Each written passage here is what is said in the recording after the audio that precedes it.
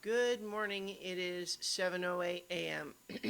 Excuse me, on Friday, April 22nd, 2022. I'm Christiana Ellis, and I am slightly over to one side today because Rocket is laying down with his head up against the base of the microphone stand, and I could just not bring myself to make him move just to recenter my microphone. I'm also a little bit shiny today because um, Rocket didn't feel like pooping right away. So we had to walk around more than usual this morning. Um, in other news, I finally went ahead and finished Elden Ring last night, and gosh, I it feels like a big accomplishment. It's something that I spent, frankly, a ridiculous amount of time on. It's much more time than I have spent on probably any other game I can think of in a long time. Yeah, almost certainly more than I think probably World of Warcraft is probably the only one that I spent an equivalent amount of time playing. Um, yeah, even the Civilization games. I've spent a lot of time playing Civilization, but it's spread across the whole series, so it's not that much on any one of them probably.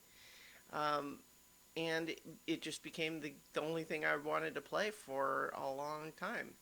Um, and now that I have finished it, there's a little piece of it that, like, so it ended up that, like, there was one of the endings that I wasn't able to get by, reloading. Essentially, the way the endings work in this is that if you have done all the right things leading up to it, you essentially have just one big choice to make right at the end that determines which ending you get. And there was one of them that I missed a step and couldn't do,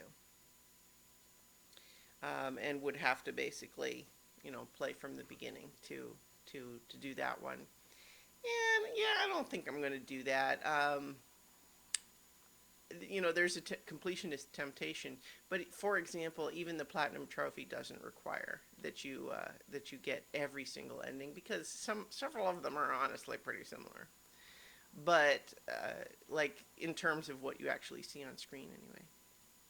But the truth is that I also have a lot of other games that I want to play. So, the temptation to just jump right into a new game plus is there, but I don't think that I will. Not right away, anyway. I might decide later once I've kind of run out of other games where I really feel like I want to play it right away.